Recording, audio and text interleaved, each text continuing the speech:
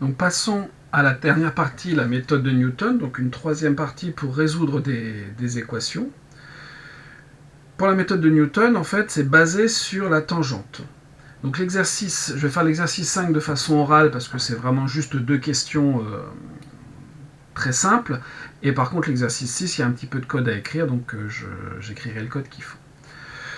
Que faut-il supposer de plus pour pouvoir utiliser la méthode de Newton? À partir du moment où on parle de tangente et que dans la formule liée à la méthode de Newton interviendra la dérivée, il faut impérativement que l'on ait une fonction qui soit dérivable sur un certain intervalle. Ensuite, dans la formule, on remarque que on nous dit que la droite coupe l'axe des abscisses, la tangente coupe l'axe des abscisses en un point dont l'abscisse est A1 égale A0 moins f de A0 sur f' de A0.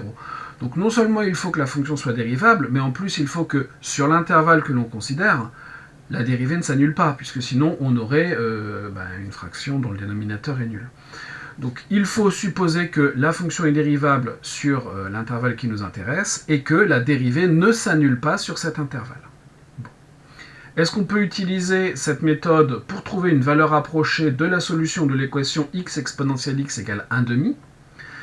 La fonction qui a x associée x exponentielle x est clairement une fonction qui est dérivable sur R. Même c'est infini, mais en tout cas dérivable. Bon, ça ne nous pose pas de problème. Quand on calcule la dérivée de cette fonction, on obtient comme fonction dérivée la fonction qui a x associe x plus 1, le tout facteur de exponentielle x. Le problème étant que cette dérivée s'annule, mais elle s'annule en x égale moins 1. Or, pour x égale moins 1, eh bien, on ne peut pas obtenir un demi, puisque pour x égale moins 1, l'image de moins 1 par la fonction qui a x associe x exponentielle x, ça sera moins exponentielle de moins 1. Bref, un résultat négatif, bien loin du 1,5 que l'on veut. Donc, est-ce qu'on peut utiliser la méthode de Newton pour trouver une valeur approchée de la solution de l'équation qu'on cherche? La réponse est oui, on peut. On a une fonction qui est dérivable sur R et dont la dérivée ne s'annule pas dans un intervalle suffisamment grand, entre guillemets, autour de là où on aura la solution. L'exercice 6, on nous demande d'écrire un script Scilab, très bien, permettant de définir la fonction f, qui n'est pas tout à fait la même que celle qu'on avait précédemment, puisqu'ici, en fait, au lieu de résoudre f de x, entre guillemets, égale 1,5, on résoudra f de x égale 0, donc en retranchant 1,5. Donc, la première question de l'exercice 6 est relativement proche des exercices précédents. Donc, je dois définir la fonction. Et ensuite, il faudra que je trace sa courbe. Donc, y est égal à x multiplié par exponentielle de x, tac, moins 1,5.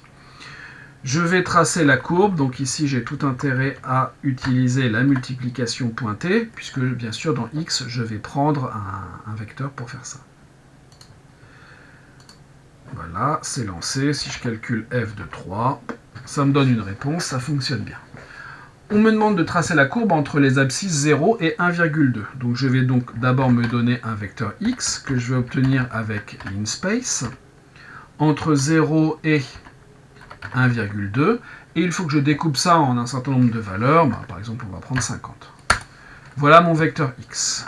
Mon y, bien sûr, ça sera f de x.